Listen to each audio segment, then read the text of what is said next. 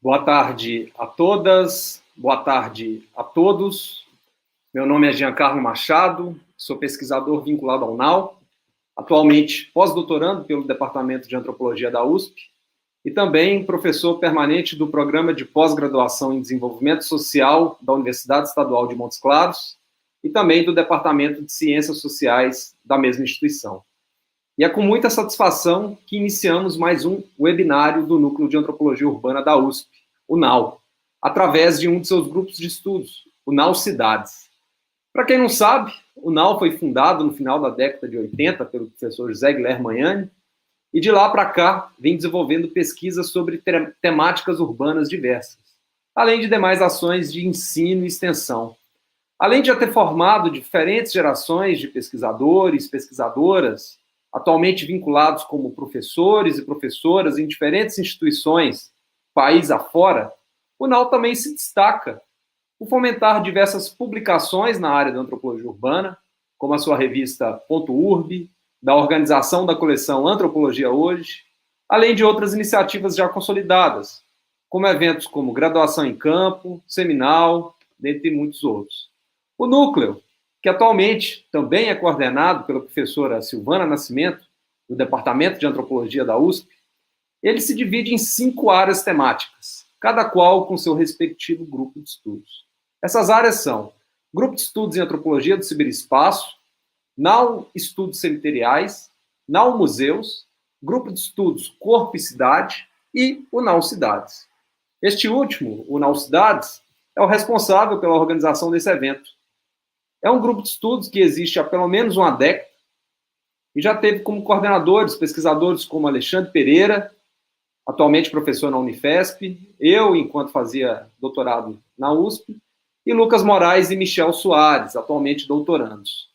E o debate de hoje corrobora com as pretensões do NAU Cidades e, para tanto, nós propomos reunir a cada edição pesquisadores e pesquisadoras de diferentes regiões, instituições, a fim de manter uma interlocução conosco. E é nessas circunstâncias que apresentamos o debate de hoje, intitulado Narrativas no Urbano, Imagens da Cidade, que terá como palestrantes a professora doutora Ana Luísa Carvalho da Rocha, vinculada à Federal do Rio Grande do Sul e à Fevale, e também o professor Jesus Marmanilo Pereira, vinculado à Federal do Maranhão, que vão trazer reflexões a partir de textos publicados por ambos em periódicos e coletâneas.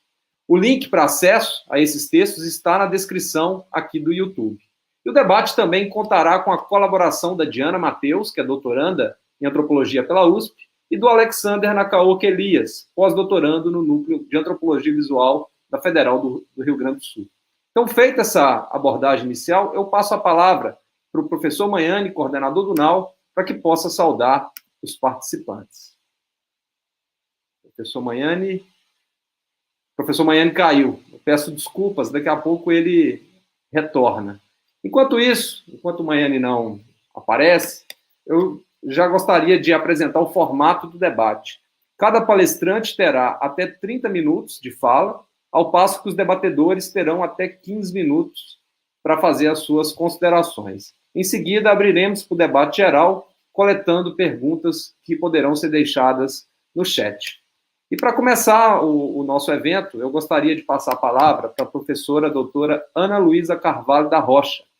Ela, que possui bacharelado em Ciências Sociais e mestrado em Antropologia pela Universidade Federal do Rio Grande do Sul, ela possui doutorado pela Sorbonne, sob orientação do professor Michel Maffezoli, e também pós-doutorado em Antropologia Sonora e Visual pela Universidade Denis Diderot, Paris 7, sob a orientação do Jean Arlot. Ela é professora colaboradora do Programa de Pós-Graduação em Antropologia Social da Federal do Rio Grande do Sul, professora permanente do Mestrado Profissional de Regulação e Gestão de Recursos Hídricos e também professora adjunta da Universidade Fevale. Ela participa como pesquisadora associada do Núcleo Antropologia Visual e também como coordenadora de pesquisa do Banco de Imagens e Efeitos Visuais da Federal do Rio Grande do Sul. É uma professora que tem uma vasta produção na área da antropologia urbana e visual. Então, é com muita satisfação que eu passo a palavra para a Ana Luísa. Bom, boa tarde. É um prazer estar aqui conversando com todos vocês. e espero poder contribuir com o debate, com esse evento que nos reúne. Um grande prazer de ver o professor Magnani novamente aqui, um dos nossos personagens de um documentário de uma série Narradores Urbanos. Estivemos no NAU há um tempo atrás, gravamos, né, com o professor, ele será citado hoje aqui, e é um grande prazer reencontrar também o professor Jesus, que também é um colega que a gente tem feito grandes parcerias dentro de congressos. Não sei se eu já posso ir colocando alguma coisa, vamos esperar o professor Magnani entrar novamente para fazer alguma fala, Jean. Já podemos, Ana. Então tá, então eu vou compartilhar o meu material aqui, esperando que a gente possa, deixa eu me ver aqui, tá, vamos lá, vamos ver se, aqui, vamos ver se a janela, aqui, a gente tem que, não sei se estão vendo aí o material. Sim. Acho que sim, já estou vendo pelo controle aqui. Então, eu queria conversar hoje com vocês, e daí fico feliz que o Jean tenha comentado que vão controlar o nosso horário, porque eu falo demais, tá, Jean? Então, fica bem à vontade para cortar a minha palavra. Eu posso parar aonde tiver que parar. O que eu selecionei hoje para conversar com vocês, dentro da perspectiva que foi proposta, né, desse encontro, foi de discutir o tema das imagens na pesquisa da antropologia urbana, a partir, obviamente, dos trabalhos que eu tenho realizado já faz algum tempo com a professora Cornélia Eckert, dentro do Banco de Imagens e Efeitos Visuais da URGS, né, no Laboratório de Antropologia Social, e que no momento em que me desloquei, depois da minha aposentadoria, e eu vou, então, para dar aula na Universidade Fevale, é uma experiência que eu levo para lá também, dentro da fundação de um laboratório de linguagens e tecnologias. Então, é nessa interface que eu queria conversar com vocês sobre o tema da pesquisa dentro do contexto das grandes metrópoles contemporâneas e a presença da imagem. Para isso, eu diria que o primeiro recorte que a partir do qual eu vou conversar com vocês, é de estudos de memória coletiva, estética urbana e de patrimônio etnológico. Tá? Por esse viés que eu entro para fazer a pesquisa com imagens no contexto metropolitano de cidades contemporâneas. Iniciamos fazendo isso em Porto Alegre, e depois nos pós-docs que nós fizemos, tanto em Paris, quanto Berlim, quanto mais recentemente em Athens, nos Estados Unidos, a gente utiliza esses mesmos procedimentos de pesquisa com imagens dentro dessas cidades que nos acolheram para o doutorado, para o pós-doutorado, ou para estágio de pesquisador, que é a etnografia da duração e a discussão da etnografia de rua, ou seja, pesquisamos as cidades sempre na rua e a partir do que a gente costuma denominar as imagens do tempo nessa cidade, né? Como? A partir de como esse tempo se expressa nas paisagens das cidades, tá?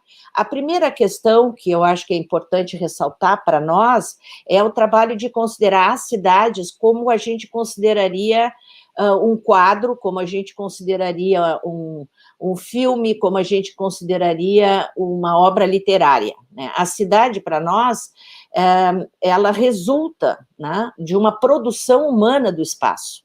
Então, nós trabalhamos na perspectiva das cidades como obras da cultura humana. Obras que, né, que se diversificam em função da própria forma como essas culturas, né, se expressam no mundo. E essas cidades, como parte dessas obras da cultura humana, né, como tantas outras, né, elas resultam de um trajeto antropológico da própria humanidade. Ou seja, as cidades representam um determinado espaço específico de humanização da paisagem, tá? E nos interessa saber, no meu caso em particular, então, que foi a minha tese de doutorado sobre as cidades tropicais, que obra é essa que resultam as nossas cidades, né, eu diria, tropicais, essas nossas cidades, na época, eu estava pesquisando cidades latino-americanas, né? Então, uma das questões é perceber a cidade, as nossas metrópoles e as nossas cidades com as quais nós convivemos, como uma espécie de drenagem, né, que vem de decantação de fluxos socioculturais de vários processos civilizacionais, né? Nos interessa, basicamente, esses processos civilizacionais diferenciados que dão origem às cidades latino-americanas tão diferentes como Buenos Aires, como São Paulo, como Porto Alegre, ou como Belém do Pará, ou como Bogotá e outras tantas cidades, tá? Nos interessa também perceber essas cidades como fluxo de estéticas também, de formas expressivas com as quais os seres humanos moldam o espaço em que vivem. Então, nos interessa muito saber os códigos ético-morais que resultam, né, na produção de certos espaços, os sistemas de valores que orientam essas comunidades urbanas, no sentido de, ao longo do tempo, construírem os espaços onde essas pessoas vivem, e também perceber que essas próprias cidades revelam determinadas utopias, determinadas modas, determinadas tradições, né, específicas de cada lugar, ligado à história daquela comunidade, né, que nós estamos pesquisando. Isso aqui é um exemplo de uma fotografia que nós trabalhamos, porque nós trabalhamos muito, isso é importante dizer. Eu, particularmente, trabalho com documentários etnográficos, e documentários onde eu tenho uma boa quantidade de imagens de acervos, ou de acervos pessoais, das pessoas com as quais os meus parceiros de pesquisa, que participam do documentário comigo, ou de instituições, né? E esses documentários, no geral, tratam de memórias de certos lugares da cidade.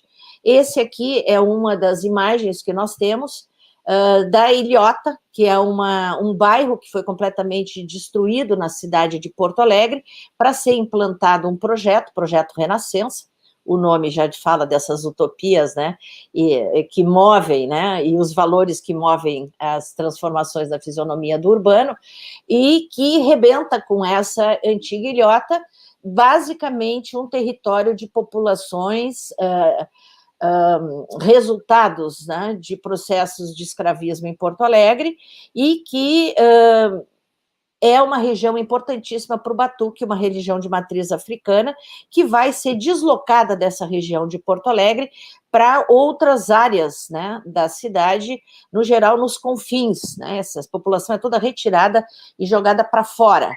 Então, essa paisagem que nós temos aí é uma paisagem que diz muito sobre as condições de vida dessa população, desde a parte, né, do sistema de construção, ao que a gente vê aí, que é um esgoto a céu aberto, a não ter calçada, a não ter iluminação, e essa paisagem mudando na medida em que ela faz parte de um projeto de renovação urbano para tornar esta Porto Alegre mais moderna, né, e inclusive também mais a turistificação desse espaço. Então, as metrópoles contemporâneas, para pensar a imagem, nós temos que pensar as formas da cidade. Para mim, que trabalho com documentário, é importantíssimo eu dialogar com as formas urbanas. Elas me falam muito sobre como é que essa comunidade urbana se expressa no mundo. E aqui eu trago uma imagem nossa, gravando na Ilha dos Marinheiros, em Porto Alegre, com uma equipe de crianças, porque nós fizemos uma oficina, e elas roteirizaram, elas gravaram, né, e nós estávamos ali orientando né, e eu diria, formando essas crianças para a parte audiovisual, e é um dos documentários que vocês têm disponível na página no site do BIEV, que é a Ilha Assombrada, Realidade ou Ilusões, porque tem muitas histórias de superstição, de embruxamento, de enterramentos de tesouro nessas ilhas que formam um arquipélago em Porto Alegre. Então, nós temos aqui, né, uma certa estética desta forma de habitar essas ilhas, muito específicas dessa população que ali mora. E entender, né, na hora de capturar essas imagens e de conversar com os moradores desses lugares, entender essas paisagens e as formas que elas conformam, são fundamentais. Tá? Evidentemente que esse arquipélago é um arquipélago de Porto Alegre que está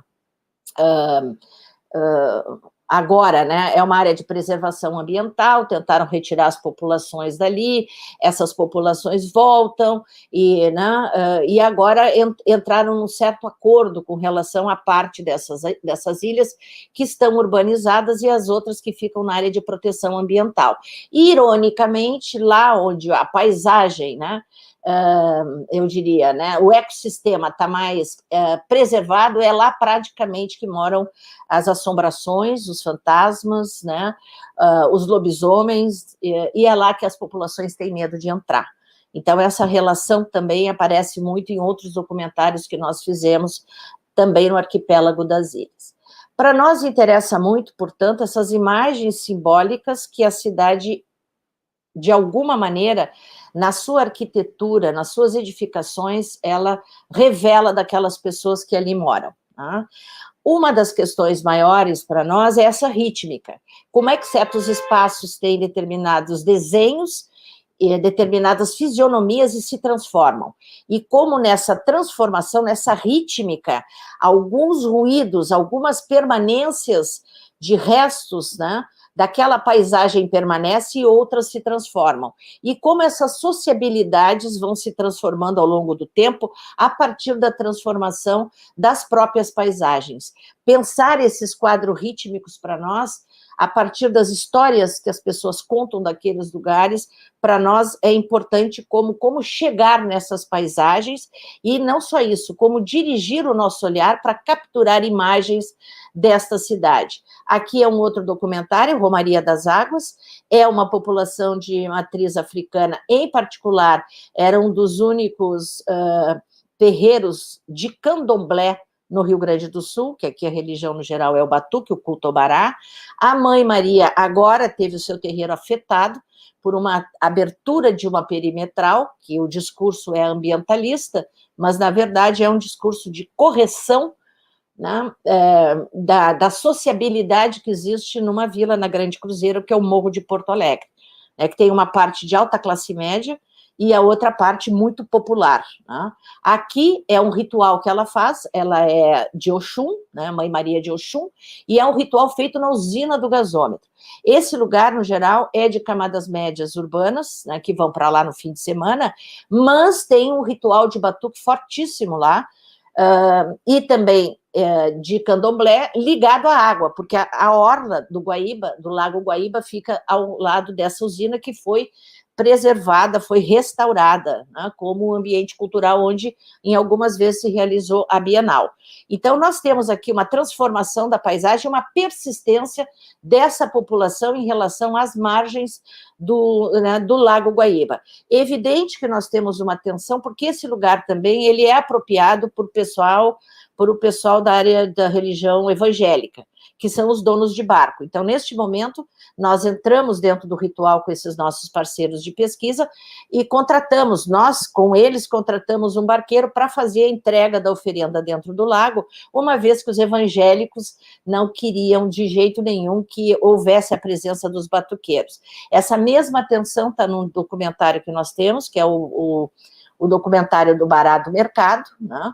E esse Bará do Mercado trata disso, o enterro o assentamento do Bará do Mercado dentro do mercado público, onde a frente do mercado é tomada de evangélicos. Então, mostrando essas disputas de território dentro da cidade, como capturar essas tensões no documentário nosso sobre o Bará do Mercado, como trazer essas tensões.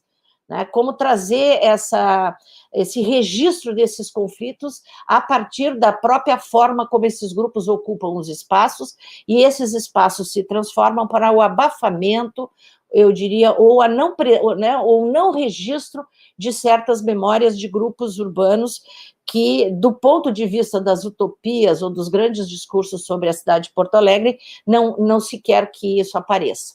Então, a etnografia da duração tem essa questão de perceber essa forma do desenho do próprio espaço. Eu, particularmente, trabalho muito com mapas.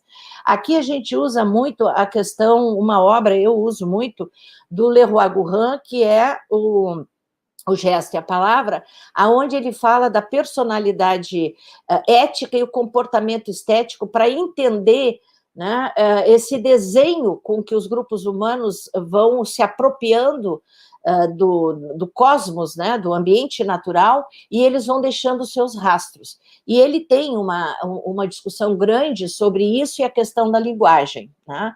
Então, aqui eu estou trazendo porque ele vai falar de, basicamente, esse processo quase que arqueológico e paleontológico de como o homem vai construindo os seus espaços humanizados a ponto de chegar naquilo que são as nossas metrópoles. Para nós isso é muito importante para perceber que isso que nós temos hoje resulta de um acúmulo, né, de situações e momentos vividos por uma comunidade que se deposita dentro das áreas urbanas que nós estamos pesquisando. E quando a gente faz o trabalho com memória e etnografia da duração, são os nossos parceiros que nos conduzem aos museus, que nos levam a buscar essas paisagens para construir esta paisagem urbana dos jogos das memórias dos nossos parceiros de pesquisa. Basicamente aqui, né, o que nós estamos trabalhando, e que para nós é fundamental pensar as imagens e a questão das narrativas sobre as paisagens urbanas. Algumas questões importantíssimas que está ligado com a Fundação da Antropologia Urbana no Brasil, e que se refere, indico a vocês, a série Narradores Urbanos, onde o professor Magnani foi um dos nossos atores, personagens centrais de uma das histórias, que é como se pesquisa as cidades, as grandes sociedades complexas urbanas e industriais. E aí o nosso lema é pensar essa cidade a partir de questões de continuidade e descontinuidade, de heterogeneidade e homogeneidade, de localismo e universalismo. Eu estou insistindo no e, porque nós não trabalhamos com o ou. São as duas coisas e como isso se articula. Como é que, ao trabalhar as cidades, as imagens, as paisagens urbanas, nós temos que aprender a transitar por diferentes universos simbólicos e a construir essa cidade a partir dessas tensões, né? Então, nós trabalhamos muito com a ideia dessas paisagens, dessas imagens, né, dos jogos da memória, a partir de um tempo pensado, que no geral é o tempo das instituições, é o tempo das políticas urbanas, eu diria, é o tempo também das políticas de modo geral sobre a cidade, e o tempo vivido, que é o tempo narrado dos nossos parceiros de pesquisa, e o entrelaçamento, então, o tempo vivido deles, né, e o tempo do mundo, é que nós trabalhamos essa etnografia da duração. Basicamente, a gente tem vários livros que estão disponíveis também na página do BIEV, que dá para descer lá, baixar em PDF, mas a gente está lidando com uma discussão bastante cara do Bachelard, que é a dialética da duração, né? E a questão da poética do devaneio e também a questão da poética do espaço. Simmel, que para nós é um autor fundamental, com o tema de paisagem, da cidade moderna e a vida mental, e vários outros textos, e o próprio Paul Ricoeur, da onde nós tiramos a ideia da narrativa, da narratividade. Aqui eu coloco para vocês o que nos interessa sobre essas paisagens e essas imagens, que é a cidade, memória, os jogos de memória e o tempo, né? Então, a gente sempre... Etnografia da duração, porque é a etnografia das feições do tempo na cidade, que eu percebo pelo simbolismo, né, das paisagens da cidade, das formas da cidade, dos arranjos da vida social na cidade que dão origem à forma da própria cidade. Coloco aqui os autores centrais, um deles para nós é a questão do Duran, né, que é um autor para nós fundamental, porque a gente, quando trabalha antropologia visual junto com a questão urbana, nós sempre insistimos que trabalhamos também com antropologia da imagem, né? Então, é pela imagem e na imagem que nós discutimos o tema da etnografia da duração e abordamos, portanto, a cidade como tempo. Aliás, é um dos primeiros livros que a gente escreve, é pensar a cidade como um objeto temporal, a paisagem urbana como objeto temporal, né? Aqui estão os livros, né, que a gente tem, mas tem muitos outros, né? Tem esse do Tempo e a Cidade, que foi um dos primeiros, em que a nossa ideia é sempre perceber, né, pelas imagens e através das imagens, essa potência dramática que né, dos dramas que estão dentro daquilo que uma Fessoli costuma chamar muito nas suas obras do teatro da vida urbana. Né? A vida urbana, ela é em si mesma um teatro. Ela tem cenários, tem dramas, tem intrigas, tem personagens, né? Ela tem figurinos, ela tem figurações. Né?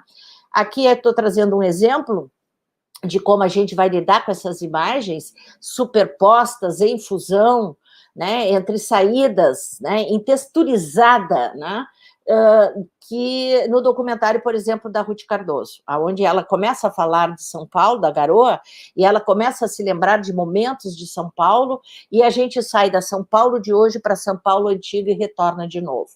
Ou seja, pensar essa rítmica de idas e vindas desses jogos da memória. Aqui eu trago duas questões importantíssimas para a questão de imagem e paisagem e a questão urbana, que é o tema das superestruturas figurativas e daquelas não figurativas. Tem coisas que estão visíveis, né? E tem coisas que não são visíveis. Trabalhando com etnografia sonora, que também temos crônicas sonoras lá no site do BIEV, vocês vão ver que sons, trabalhar uma etnografia sonora, eu não vejo o som. Então, como eu faço a etnografia de uma paisagem sonora de um certo lugar da cidade? Eu tenho que estar atenta às falas do lugar, eu tenho que estar atenta às sonoridades daquele espaço. Então, há muitas coisas na pesquisa com o urbano em que elas não estão figuradas, elas são não figurativas. E como tratá-las? Como trazer, né, isso para dentro das nossas narrativas como etnógrafos, né? Aqui uma questão que é muito cara, portanto, para nós, sempre que eu estou gravando na cidade, eu estou preocupada com essas quatro dimensões. As técnicas, ou seja, perceber que eu estou gravando ou capturando imagens, né, do ponto de vista da visualidade, a partir, portanto, do figurado, a partir daquilo que são as texturas, né, das técnicas usadas, né, para um determinado lugar, e aí a paisagem urbana das nossas cidades são fantásticas, porque a gente tem, numa mesma rua, inúmeros tipos de tecnologias e de técnicas usadas que falam sobre aqueles bairros, né, e sobre aquelas cidades, as formas, né. Se vocês verem Memórias do Mundo, que é um outro documentário que eu fiz, um dos primeiros que eu fiz, tem muito essa ideia de trabalhar a horizontalidade, a verticalidade, né, as grandes perimetrais, como eu gravo isso, o que isso quer dizer sobre viver a cidade, o que é viver em condomínios horizontais, o que é viver em grandes prédios de apartamento. São Paulo é riquíssimo, a paisagem urbana de São Paulo é riquíssima para pensar as formas, as técnicas, os gestos, né? Os gestos da própria fundação desses momentos em que São Paulo começa a se verticalizar vertiginosamente, né? E como ele transforma a paisagem do bairro, como isso implica a vida das pessoas que estão ali, como isso implica a própria questão ambiental do lugar, né? Então, essas linguagens, os gestos, a motivação, né? Pensar, né, os gestos que criam a própria urbano, né? Nós temos que educar o nosso olhar sobre o urbano, né? Decupar esse próprio olhar, né? E decupar esteticamente, a partir de um paradigma estético. Nós costumamos, e vocês estão vendo aqui embaixo da tela, trabalhar muito com os mapas, com pré-roteiros e pós-roteiros de ida a campo. No pré-roteiro, a gente trabalha muito com os mapas do Google, né? A gente vai repertoriando, fazendo o roteiro, definindo aquilo, né, que o Manhane trabalha também com os fluxos, né? As idas, né? Por onde nós vamos, o circuito que nós vamos fazer num dia, os outros que vamos fazer em outro, e depois a gente começa a estudar esse lugar e a descobrir através e com as imagens, né? E sempre guiado com os nossos parceiros de pesquisa. Né? Aqui é outra questão que também a gente está trazendo aí, de formas como nós estamos trabalhando, e depois a gente remonta isso. Remonta dentro do próprio Google, trazendo esses restos, né, esses vestígios para compor um todo, para daí começar a discutir, por exemplo, o roteiro de uma exposição fotográfica sobre esse trabalho de campo, ou como fazer um roteiro, né, de uma etnografia sonora ou de um documentário, mas sempre pensando que essa funcionalidade da cidade, por detrás, tem um arranjo estético, tem uma motivação, tem uma intencionalidade expressiva daquela comunidade, daquele morador daquele bairro, daquele habitante daquela casa, né? Daquele comércio que ali está, daquele jeito e não de outro. Aqui isso aparece dentro das nossas teses também, e dissertações, né?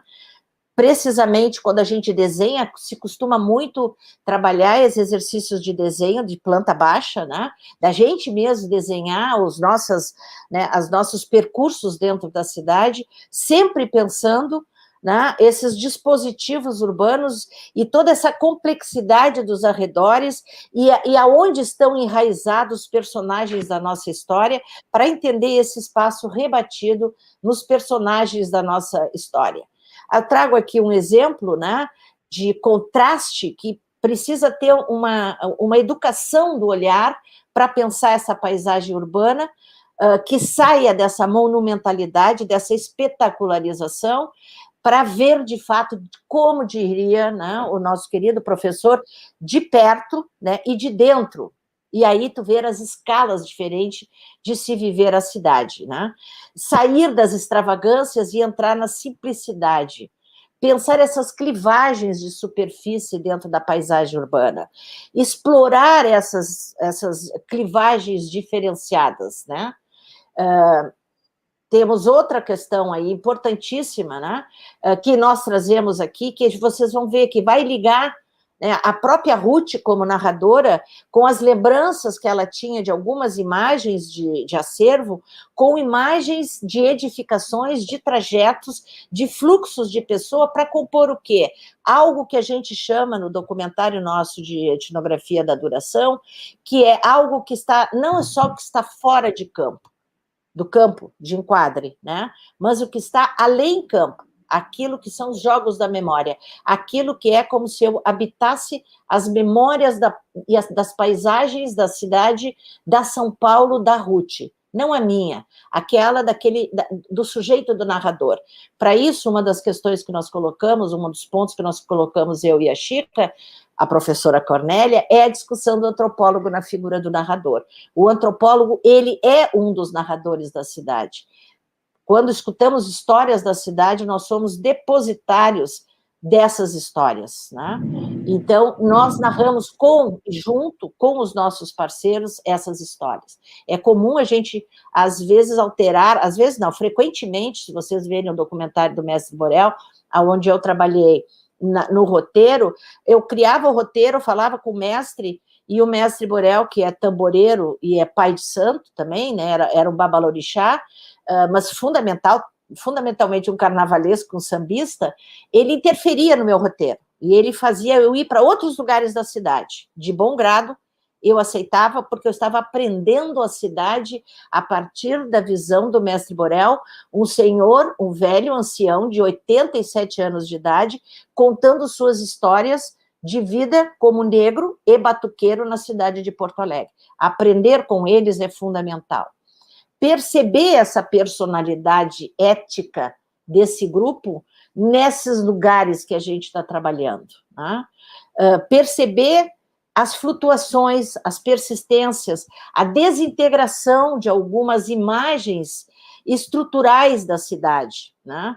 Da cidade histórica, dentro da narrativa desses nossos personagens. Estou trazendo aqui o trabalho do Rafa Devos, nas ilhas, onde ele está trabalhando a memória ambiental e essas idas e vindas desses moradores com as águas, né? E portanto, os itinerários que eles faziam quando eles estavam com a enchente, as formas de construção das casas que eles faziam, o tipo de lazer que eles tinham, como se deslocava quando davam as cheias e como é que eles viviam depois com a baixa das cheias, né? E toda uma descoberta que nós tivemos também de quanto eles agradeciam essas, né, o pessoal do Batuque que morava lá, ele dizia, não é bom ter enchente, entrar dentro da casa, porque limpa a casa, aí quando sai, a casa ficou limpa, e para nós era um horror assistir aquilo. Então, aprender com eles sobre como eles vivem nesses ambientes, né, implica nesses deslocamentos de não olhar de longe e, ao mesmo tempo, estar atento às pequenas coisas da vida cotidiana, dessas pessoas, né? Aqui... Pode orientar? 5 minutos. Tá bom, já estou me encaminhando aqui. Aqui também a questão dessas formas de sociabilidade que ocorrem nos lugares, os tipos de troca que ocorrem, as práticas de lazer, né, que ocorrem nesses lugares também, os sons, os rituais, né? Essa fotografia que eu tenho aqui é uma fotografia dos camelôs na Praça 15, que foram retirados dali também.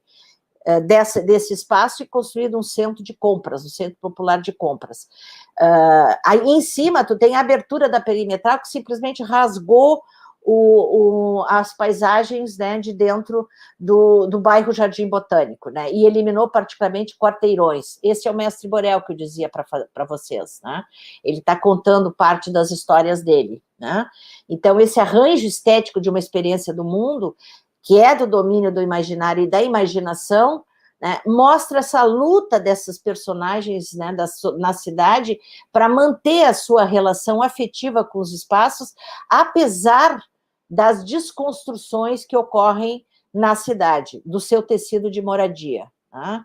Falo aqui um pouco também, trago para vocês, né, os livros, né, e os conceitos dos autores.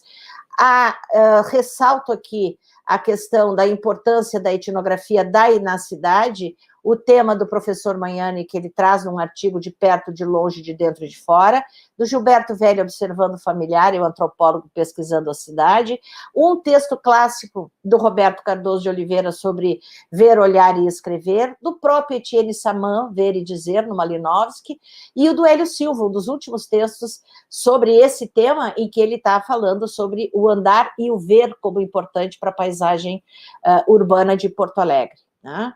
A questão da visibilidade e da lisibilidade, né, de como ler, né, e como ver o espaço urbano, né, e não perceber o espaço urbano apenas por uma lógica da racionalidade, né, isso daí para nós é importantíssimo, portanto nem tudo está na imagem vista, muitas das coisas estão naquilo que é possível depreender das imagens e não aquilo que elas de fato revelam como signos, né.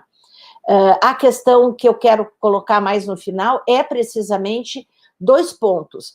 Como nós, pesquisando cidades e pesquisando esse processo de transformação da cidade, acabamos depositários, né, ao longo de mais de 20 anos de pesquisa dentro do BIEV, das memórias da própria cidade. As memórias das nossas pesquisas se transformaram nas memórias das próprias cidades de Porto Alegre.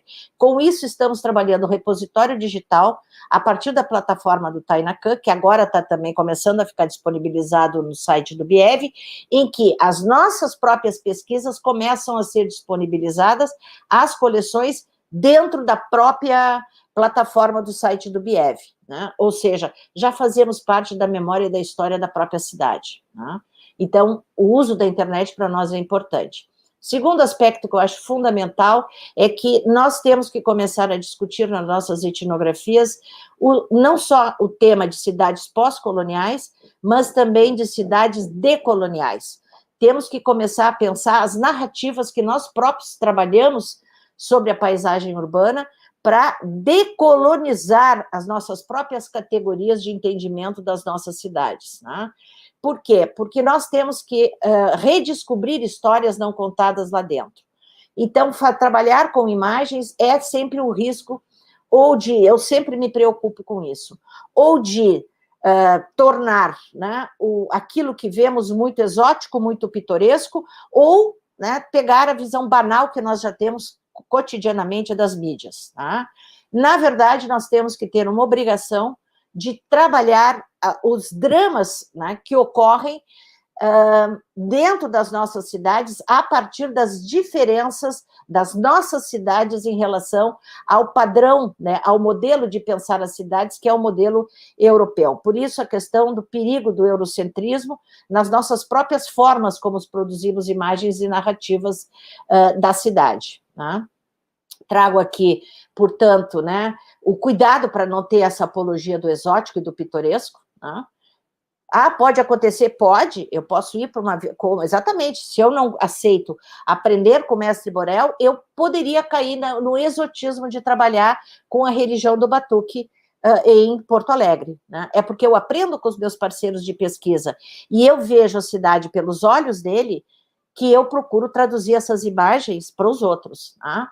Então, a questão dessa cultura visual que nós temos mediatizada, né, talvez a gente tenha, né, uma tendência de, mesmo querendo trazer, né, a ideia de que eu estou trabalhando o lugar de fala do outro, da alteridade junto com ele, né, eu posso muitas vezes cair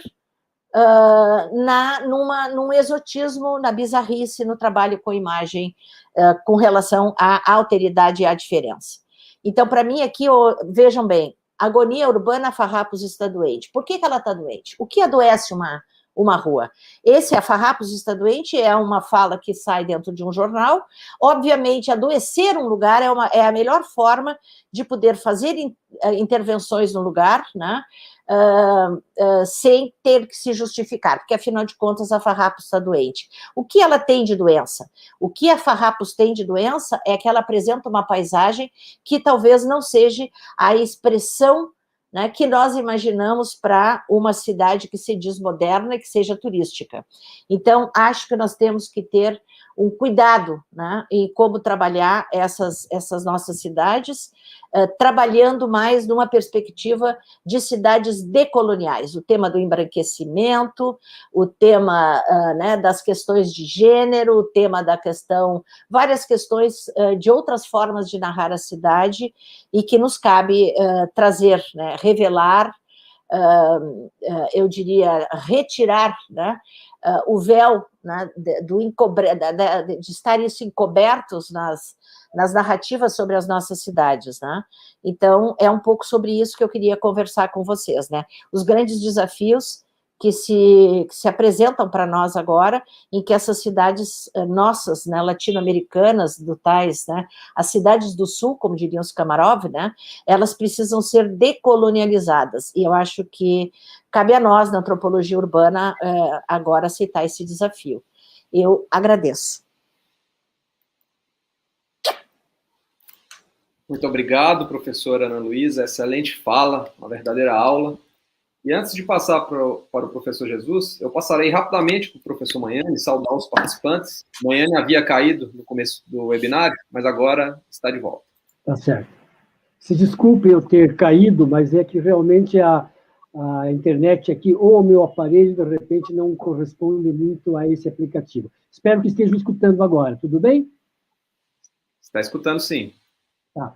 Então, olha, a minha saudação é, em primeiro lugar, por essa iniciativa do Giancarlo, como membro do Núcleo de Antropologia Urbana, ele é meu orientando, não é bem orientando agora, né? Agora é uma supervisão do seu pós-doc aqui em São Paulo, e é uma iniciativa muito interessante de abrir e fazer esse contato que a pandemia, na verdade, está produzindo. É como se a gente tivesse ver o lado positivo desse encontro, né? A gente está podendo encontrar, por exemplo, hoje encontrar a Ana, que fazia tempo que eu não tinha contato com ela. Conhecer o professor Jesus, por exemplo, que vão apresentar, e ter dois bons debatedores, a Diana e o Alexander. Eu acho que isso faz um encontro muito produtivo. Então, não é apenas uma saudação. Eu estou aqui vendo, por exemplo, como é que se amplia a questão da cidade, como é que nós trocamos, né? Pesquisas feitas em São Paulo, feitas em Porto Alegre, feitas na Amazônia, como o NAU já fez com cidades médias, por exemplo, e poder compartilhar com esse grande grupo de pessoas interessadas. Eu acho que essa é uma iniciativa fantástica e que tem uma continuidade, não é uma que outra vez. O Giancarlo está tendo uma proposta de recorrência, na verdade. A gente vai poder se encontrar ao longo do tempo e abrindo espaço, né? A gente convidou o pessoal de Moçambique, convidou o pessoal de Lima, no Peru, e de várias partes do Brasil. Então, eu queria não só agradecer a presença de vocês, mas louvar a iniciativa do Giancarlo e agradecer principalmente hoje aos participantes, a Ana, o Jesus, a Diana e o Alexandre. Tá bom? Era isso que eu queria dizer e vou continuar assistindo vocês. Muito obrigado. Obrigado, professor Manhani. E agora eu queria chamar o professor Jesus Marmanilo Pereira, que é doutor em Sociologia pelo Programa de Pós-Graduação em Sociologia da Federal da Paraíba, e agora também é doutorando em Antropologia pela mesma instituição. O Jesus, que também é mestre em Ciências Sociais pela Federal do Maranhão, graduado em Ciências Sociais e História pela mesma instituição, e também graduado em Geografia pela Universidade Estadual do Maranhão. Atualmente ele é professor adjunto da Federal do Maranhão, na unidade de Imperatriz, lotado no curso de Licenciatura em Ciências Humanas, Sociologia, e também professor permanente do Programa de Pós-Graduação em Sociologia da UFMA. Um vasto currículo. E é isso aí, Jesus, a palavra é contigo. Jean, agradeço muito, primeiramente, o convite, né? É sempre uma responsabilidade muito grande a gente fazer uma fala depois, né, dessa aula tão boa da professora Ana Luísa, e também pelo fato, né, do respeito muito grande que eu tenho, né, pelo próprio grupo UNAL, né, com essa iniciativa de estar articulando pesquisadores de vários cantos do Brasil. Então, assim, é fantástico isso, né, tem que ser pontuado, né, bem como o professor Mariane falou, né, é um grupo de referência, e os estudos da Ana Luísa também são uma grande referência para mim, né. Então, o que a gente vai fazer hoje é tentar apresentar, né, um itinerário de pesquisa que foi realizado ali pelo ano de 2017, né, sobre skate aqui na cidade de Imperatriz, tentando abordar dois aspectos principais, que seria o processo de institucionalização, não é, de um lado, e do outro os itinerários dos próprios atores sociais, né? Esses dois eixos foram os que nortearam nessa curiosidade, né, esse processo de investigação, né? Mas antes de iniciar, é importante já colocando, né, que essa inserção, eu tive essa inserção em campo, essa experiência, né, porque a gente vai fazer muito mais um relato dessa experiência, né, e ela está muito vinculada ao trabalho com fotografia, né. O papel das imagens como método, né, fotografia como método, como forma de entrada em campo, como forma de conhecer, como forma de tentar estabelecer contato, né, de aprendizado. Então, esse campo da antropologia visual, ele acabou sendo fundamental, não é, nesse sentido de estruturar, né, o processo de pesquisa, a entrada de campo. Como bem foi mencionado, assim, eu tenho uma tradição primeiramente mais ligada aos processos de sociabilidade, os processos educativos, né? E esse interesse por esse contato maior e mais cotidiano, ele foi muito fortemente influenciado pela imagem, né? Então, fiz uma pequena apresentação aqui, deixa eu só buscá-la. Share screen.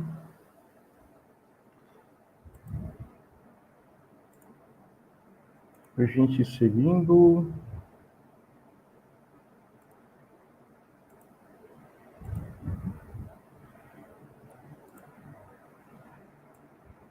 Prontinho.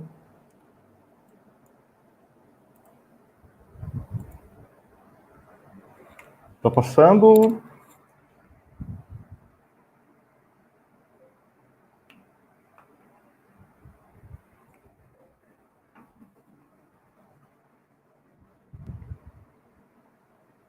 Pronto, vamos lá, então. Os estreiteiros e a cidade, né? A questão é, primeiramente, de tentar perceber essa cidade de Imperatriz, que é uma cidade localizada, né, no interior do Maranhão, né, que ao lado do Rio Tocantins, faz fronteira com o estado do Tocantins, então ela tem uma influência da região norte, assim, bastante grande, né? Está nesse processo, um local de transição, né? Então, a gente tentou pensar essa cidade a partir dos atores sociais, né? E, nesse ponto, a gente acaba se vinculando a esse conjunto de pesquisas, né, que está sendo desenvolvido em nível nacional, né, de tentar, vamos dizer assim, orientado por autores como Michel Agier, como a professora Vera Teles, né, de tentar pensar essa cidade, o próprio nave visual, né, essa cidade com esses deslocamentos, o NAU também, né, com esse de perto e de dentro, esse fluxo, né? Como é que esses atores sociais, em seus deslocamentos pela cidade, né, em suas próprias histórias de vida, eles conseguem montar, eles conseguem estruturar um tipo de cultura, um tipo de troca e de experiência que possibilita, né, esse skate ele ter existência, ele se institucionalizar, né? Então, a questão principal seria essa, né? O que estava nos movimentando naquele momento. Mas o que isso implica também? Primeiramente, isso já é uma reflexão que eu faço a posteriori, né? Primeiramente, de se pensar que, embora essa Imperatriz seja um local que esteja afastado dos grandes centros, a gente tem um deslocamento de informações, né? Existe uma estética global, como diria a professora Glória Diógenes, né? Que faz com que jovens de qualquer local do Brasil, né? Desde que você tenha uma conexão de internet e tenha fluxo de informação, você possa estar observando jovens com comportamentos, tipo de vestuário, conduta, né? Sendo reproduzido. Isso eu pude observar também, né, em minha experiência no norte do Brasil, na cidade de Rorainópolis, né? Jovens que dançavam free step, né? Jovens que usavam all-star. Então, assim, por que eu estou falando isso? Primeiramente, para quebrar com essa ideia de cidade do norte, associar isso a uma ideia de cidade exótica, né? Às vezes, essa ideia de heterogeneidade e homogeneidade seria importante a gente não pender nem para um lado e nem para o outro. Uma forma mesmo de crítica, né, de reflexão, né, sobre uma sociologia clássica, né, que sempre vai ver o lugar como distanciado ou tentar ver o lugar de forma mais caricatural. Então, assim, a questão, por que estudar skate, né, Imperatriz? Existe essa estética global, existe esse fluxo de informação, e isso a gente vai observou, na verdade, né, durante o decorrer da pesquisa, né, que esses atores aqui, eles estavam conectados com redes sociais, com redes de relações interpessoais, né, com formação de quase grupos, vamos dizer assim, com pessoas do Ceará, com pessoas de Sergipe, São Paulo, Recife, né, e toda essa articulação, toda essa mobilização de saberes de atores sociais é o que garante, na verdade, a instituição de duas grandes marcas daqui Imperatriz, né, que são as principais marcas de shape, uma chamada Go Skateboard e outra chamada Red Flip, né? Essas marcas, elas meio que surgem associadas a esses praticantes e meio que um processo de relação entre elas, às vezes de disputa, às vezes de cooperação. Nesse processo de relação é que se vai dando esse processo de visibilidade, né, e de institucionalização. Quando eu falo institucionalização, a gente está pensando aqui um viés mais sociológico, né, nesse sentido de repetição, né, de uma prática cotidiana que ela vai se repetindo, ela acaba se tornando um componente, né, uma cultura constante ali da sociedade, né? Então, autores como o Peter Berg, o Pierre Bourdieu, né, para a gente conseguir pegar esse processo de institucionalização, a metodologia que foi utilizada, ela foi muito para o lado da história, de tentar pensar as gerações de skatistas, né, desde a década de 80 até o tempo atual, certo? E a forma como é que eles iam se introduzindo dentro desse processo de socialização. Então, nesse sentido, a literatura sobre juventude, não é, de pensar, por exemplo, a juventude como uma questão geracional, como uma questão que ela é construída a partir da socialização também, como uma questão que não está associada, às vezes, à faixa etária, né, porque nós teremos diferentes faixas etárias, mas compartilhando valores, compartilhando uma cultura, né, comum ali. Então, o primeiro contato que nós realizamos com os skatistas aqui foi em 2015, né, por ocasião de um campeonato, que foi o campeonato chamado Segundo Chorão, né? Abril de 2015, e o que a gente percebeu ali, né, foi o primeiro contato. Eu era totalmente estranho, né, eu cheguei em Imperatriz no meio de 2014, né, em 2015 ocorreu esse campeonato, eu falei, vou lá dar uma olhada, né, fazer alguns registros, vou aproveitar que vai ter muita gente fotografando mesmo, e como eu já tinha essa coisa de fotografar a cidade, né, uma relação com a fotografia mais forte, falei, pronto, esse momento extraordinário é o momento perfeito, né, para fazer esse primeiro contato. Então a gente foi lá e logo após fez as fotos, né, só que naquele momento as fotos também não diziam muita coisa, né, a gente não tinha contato com os skatistas, a gente não sabia, não entendia muito desse universo, né? E também eu não sou praticante de skate, apesar de gostar muito do tema. Então, fizemos as imagens e fomos observando também que a relação da praça, né, Garrincha, que é o local, o skate park da cidade, né, ela era comentada cotidianamente como um local bastante estigmatizado, né, como um local do uso de drogas, local da vagabundagem, uma coisa também associada, né, e difundida ainda, né, mas não tão forte como antigamente, mas ainda difundida entre os skatistas.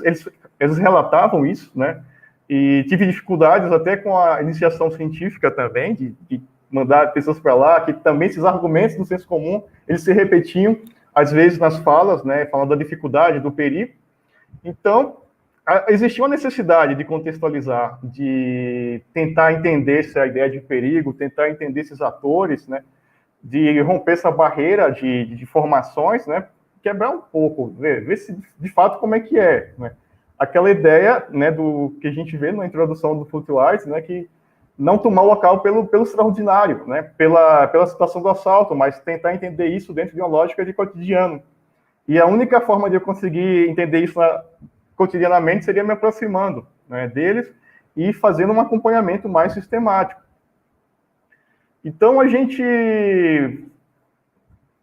eu coloquei uma tabela, né, que seriam mais ou menos os contatos que nós tivemos, mas para esse artigo foram apenas 7 selecionados, né, 3 que correspondem às 2 marcas que foram destacadas.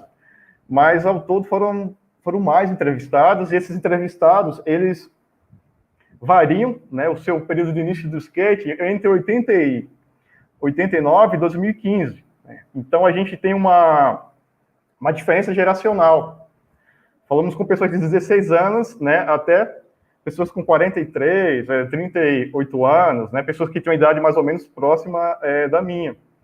Aí, com meio de pesquisa de arquivo, né, na Academia Imperatriz de Letras, encontramos aqui a notícia do primeiro campeonato de skate, que foi em 92, que ocorreu aqui em Imperatriz.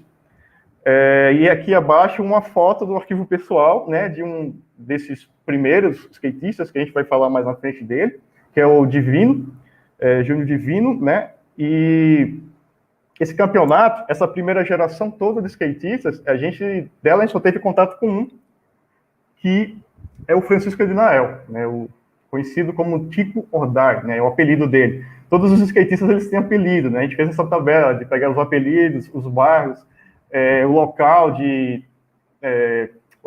início, né, na prática do skate, idade, mais ou menos isso, né. Então, essa Go Skateboard, ela, como é que a gente chegou nela, na verdade, né?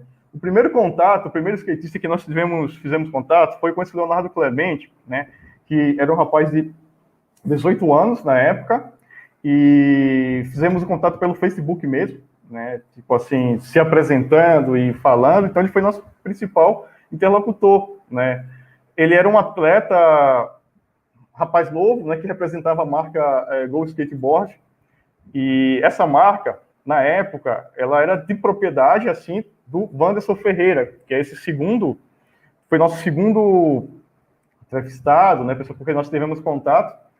E o Wanderson Ferreira, por sinal, ele já foi atleta também, financiado, né, e representante dessa marca, só que essa marca, antes, primeiramente, ela era desse Divino Loleto Freitas Júnior, né, ele foi o primeiro proprietário da marca.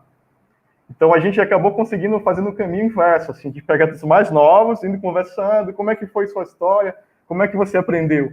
Aí, quando ele contando a história dele, né, ele acabava chegando na principal referência, né, que era o principal instrutor, financiador, já tinha 16 anos no skate, e a gente foi seguindo esse caminho. Um trajeto que não foi muito pensado, né, mas essa rede de contatos, ela acabou meio que se construindo no decorrer da pesquisa, né. Então, aqui são 2 registros que nós temos, né, esse do Leonardo Clemente do lado dele mesmo, arquivo pessoal, e uma das principais avenidas de Imperatriz, fazendo o seu skate street, né, e do lado, ele no skate park da Praça Mané Garrincha, né.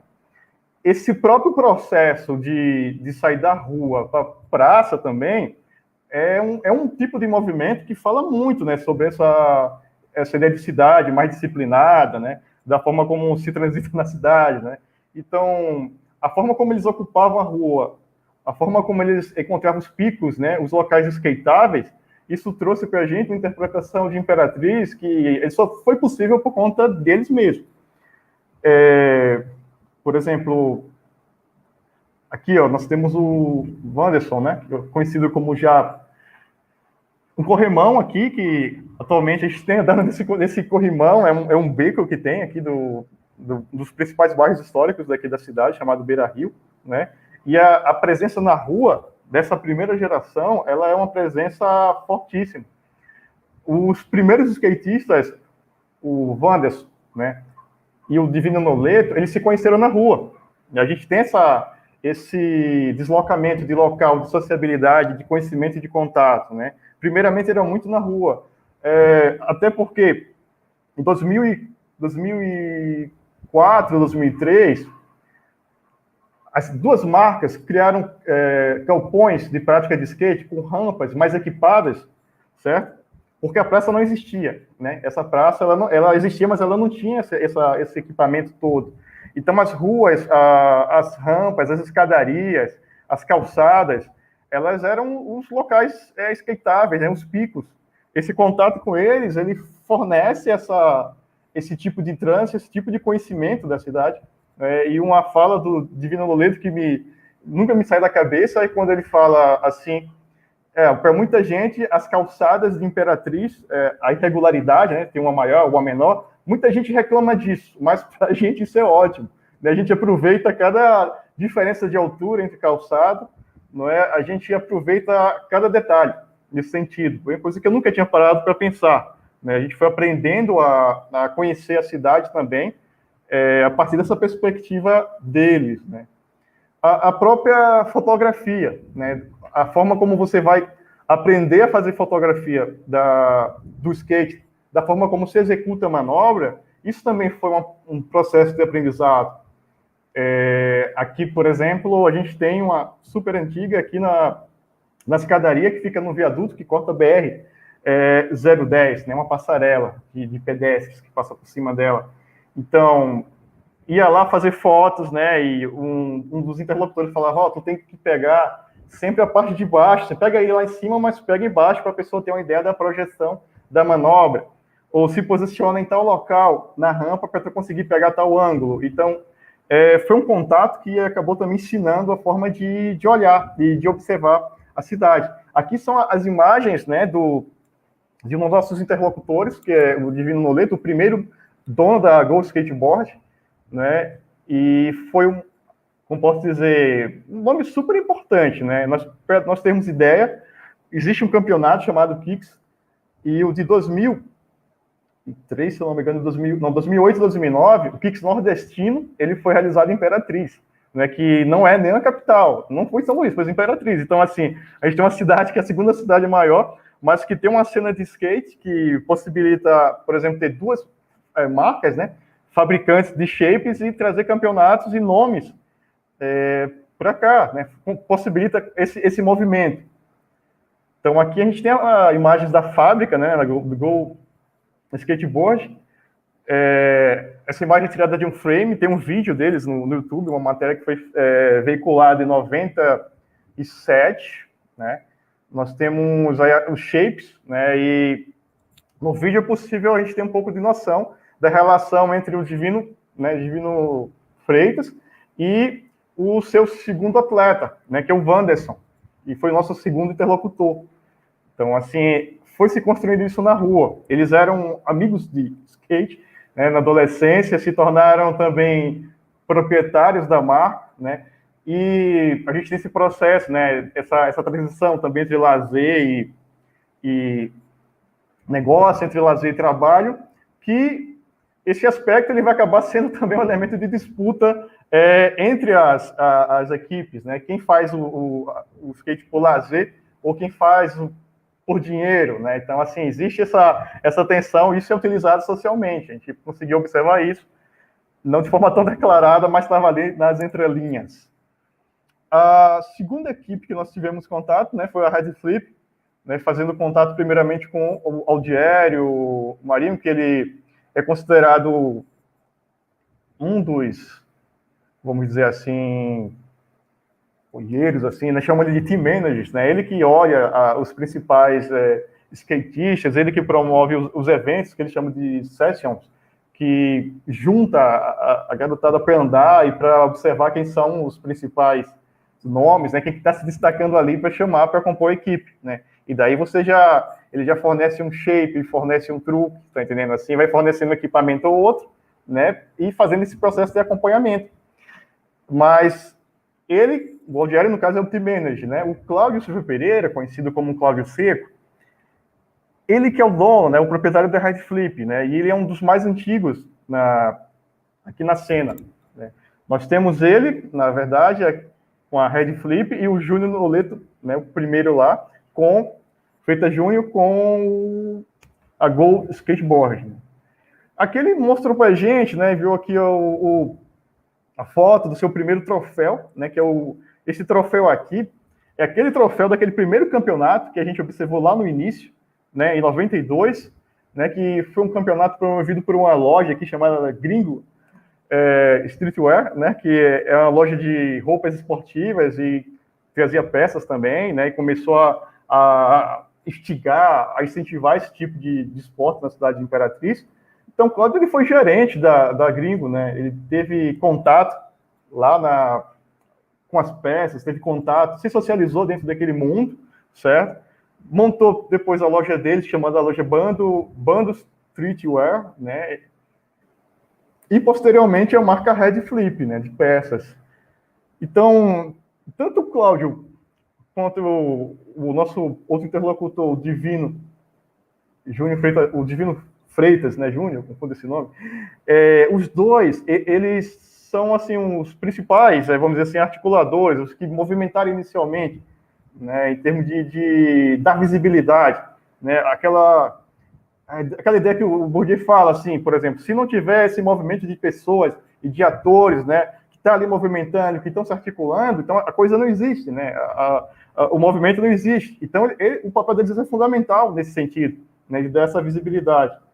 Agora, uma coisa que eu tenho que falar também, aqui foi um dos campos que nós fizemos, né, acompanhando a produção de vídeos, né, eles têm um canal no YouTube, eles veiculam essas imagens, né, dos seus atletas, da marca, né, então aí você tem o Alex Chabuna, e assim, compartilhei até com ele esses dias algumas imagens dele, assim, sorrindo lá, ficou feliz pra caramba, a gente tem essa relação, né, e o Aldiério fazendo as imagens, né, ele falou, bora lá, Jesus, acompanhar, né, então a gente foi lá, fez as imagens, para tentar observar como é que era, né, esse processo, né, de produção. Então, existe essa produção dentro, né, e como ele mesmo fala, o skate não seria apenas uma coisa radical, ilegal, mas também um tipo de trabalho, né, gera lucro, gera impostos, está entendendo assim? Existe um negócio também. Eles tentam, o tempo todo, reafirmar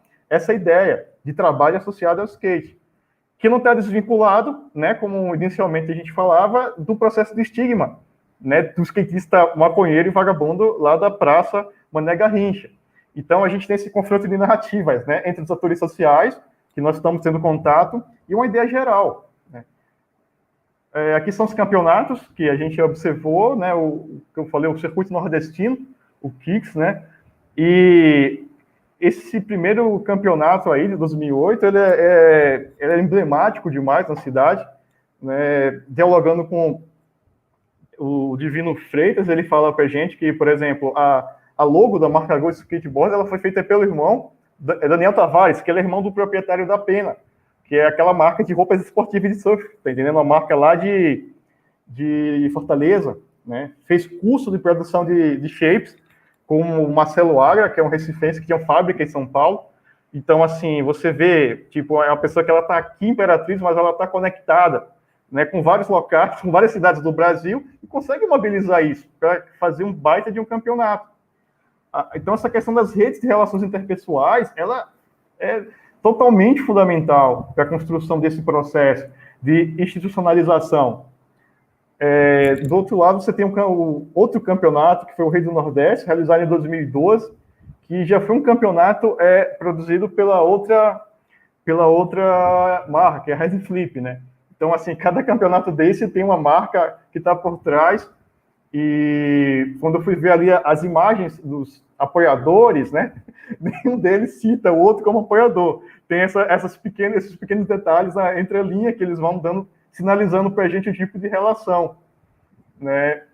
Aqui já são já meio se caminhando para o final, né? A gente tem uma imagem aqui nessa imagem da praça Mané Garrincha, um dos interlocutores, o Cláudio Seco, que é da Red Flip, né? E o Anderson ali, o Anderson do lado, né? Eles sentados, conversando, dialogando com esses que estão sem camisa. Ele é conhecido como Faraó, que é da primeira geração. Então você teria aí nessa imagem uma coisa mais representativa desse processo.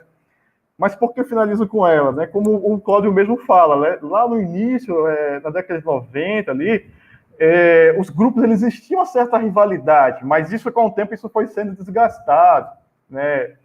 Eles explicam que hoje eles estão muito mais no processo de soma do que de rivalidade, de competição. Mas antes era uma coisa meio um pouco mais tensa, né? Então, no geral, seria isso, né? Cada empresa dessa, eles tinham seu próprio galpão, né? E os galpões, por exemplo, tem uma coisa interessante de falar. O Divino Freitas, ele fez o primeiro galpão de skate, né, em 2001, num local chamado Freitas Park, que é o parque da família dele. Eles têm um parque aquático aqui na cidade, então ele aproveitou aquela estrutura da família e fez ali, né, com rampas e tudo. O galpão que sai na reportagem, né, uma escola de skate aqui, eles tentando defender a ideia do skate como esporte profissional, buscando patrocínio, né, falando da fabricação de shapes. E 3 anos depois, a Red Flip monta também o seu galpão no bairro do Maranhão Novo, só que o aluguel do galpão dele custava R$600. Então, eles não conseguiram manter por muito tempo, mas ele falou assim, olha, a gente, antes de fechar o galpão, a gente juntou todo mundo e fizemos um campeonato para aproveitar aquela estrutura toda antes de acabar, né?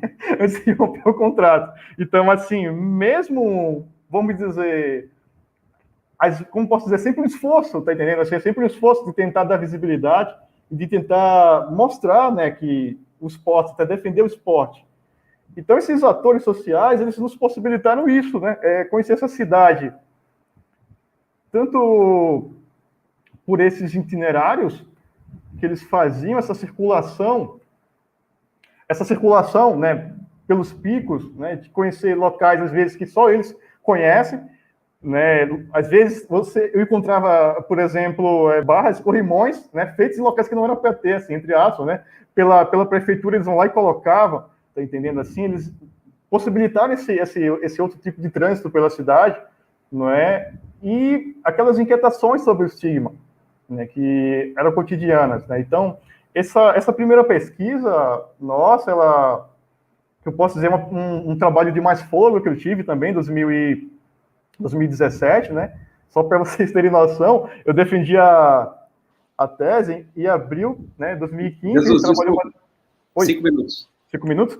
Abril de 2015, passamos 2 minutos nos adaptando e colhendo essas informações, né, para mergulhar, né, nesse universo, né.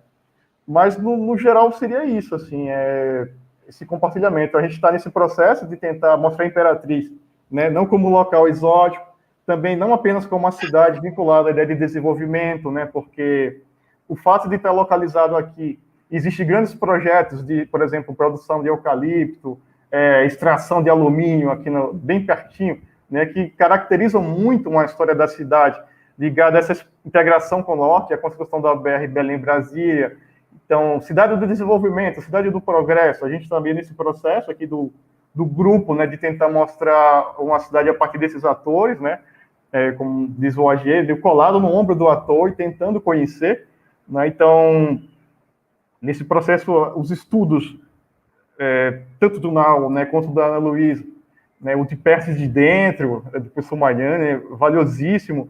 a dona Luísa, da professora Cornélia, né, de ir para a rua, né, de ir para a rua com a câmera na mão, né, essa etnografia visual de rua, sempre meio que inspirava essa saída para a rua, né. Então, finalizando, eu teria muito mais a agradecer, né, essa oportunidade de estar aqui, de falar sobre esse trabalho e de estar compartilhando esse mesmo espaço com vocês, né. No geral, seria isso, Giancarlo, e estamos abertos para as questões e debates. Obrigado, Jesus. Muito bacana as reflexões e registros visuais. E agora eu queria passar a palavra para os nossos debatedores. Primeiramente, para a Diana Paola Gomes Mateus, que é bacharel em antropologia pela Universidade de Los Andes, em Bogotá, Colômbia, mestre em antropologia pela USP e doutoranda pela mesma instituição. Ela que também é pesquisadora vinculada ao UNAL.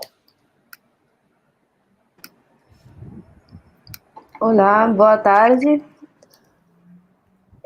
Eu agradeço o convite do Giancarlo e do professor Magnani para este evento. É uma honra estar aqui hoje para debater esses dois trabalhos, resultados das pesquisas conduzidas pela professora Ana Luísa e pelo professor Jesus.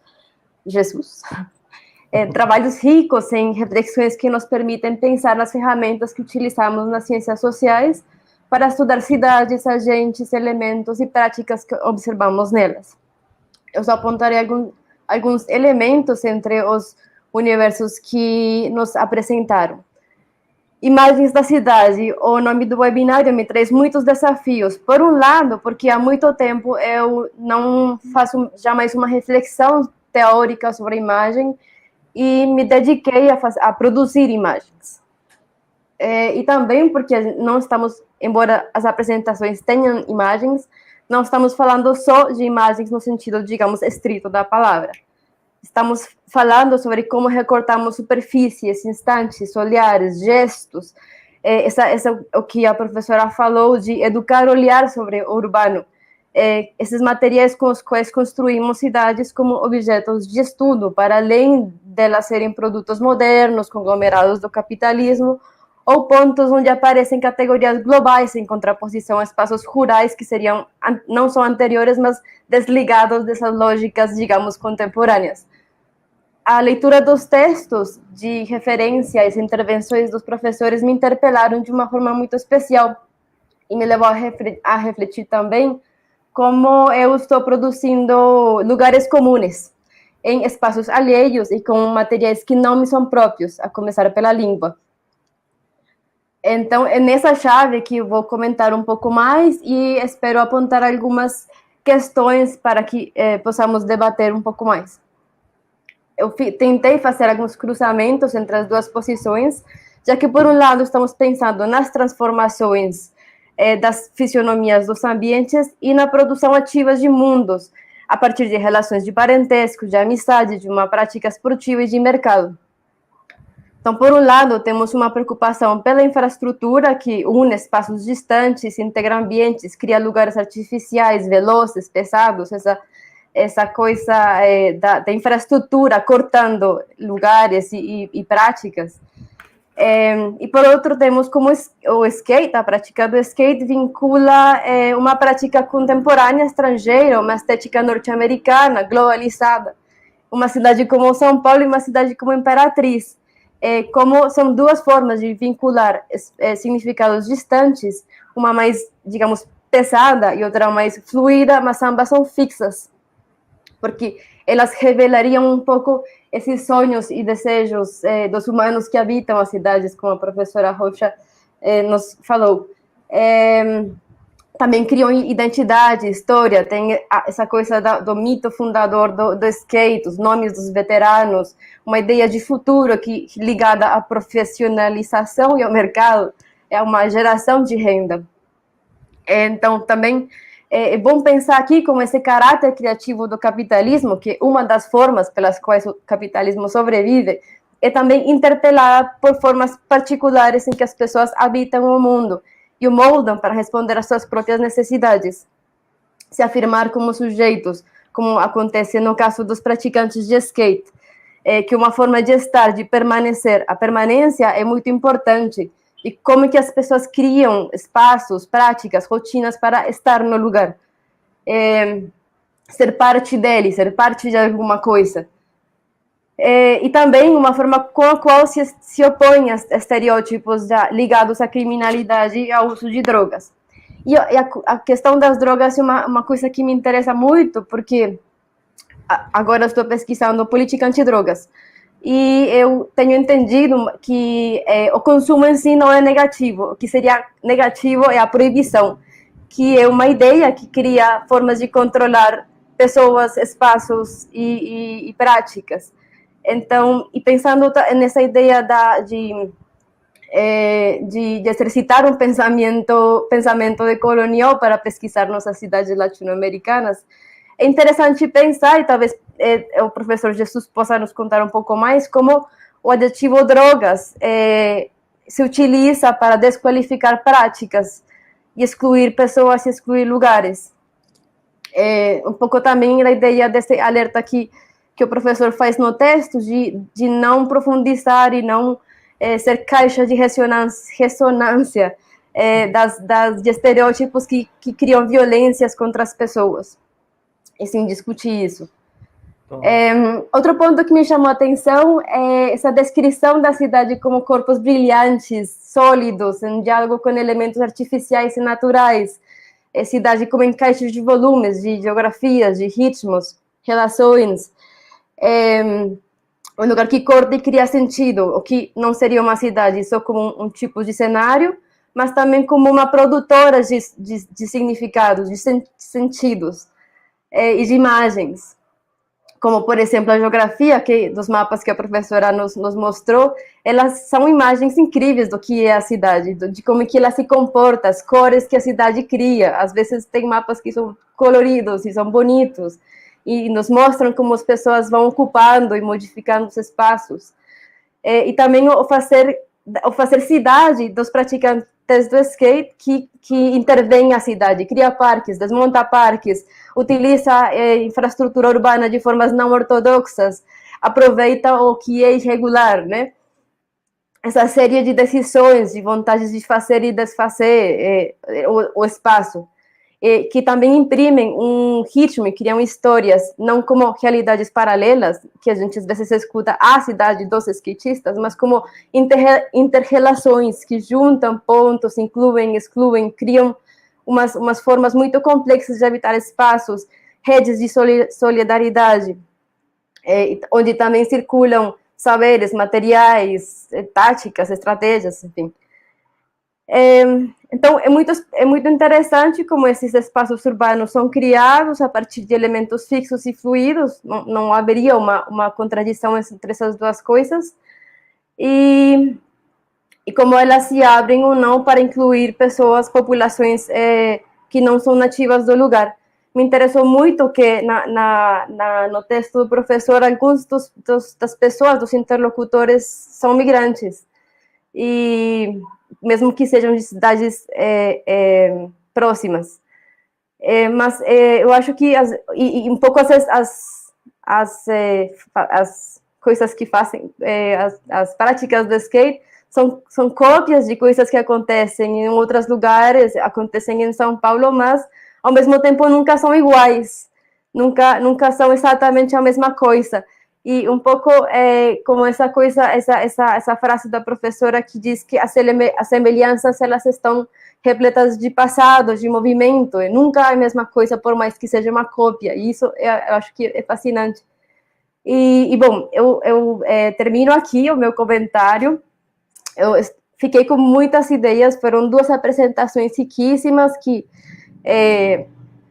levam para várias reflexões, um pouco também me chamou a atenção, por exemplo, como criar imagens com crianças. As crianças te ensinam a olhar e a fazer imagens, e os skatistas também ensinam a olhar e a fazer imagens. Umas experiências que compartilho um pouco com vocês, a partir da minha experiência também. E, bom, eu fico também com a tarefa de um pensamento decolonial para pesquisar as nossas cidades. E é isso, eu espero ter sido clara. bom, deixo a palavra com o meu colega. Muito obrigada.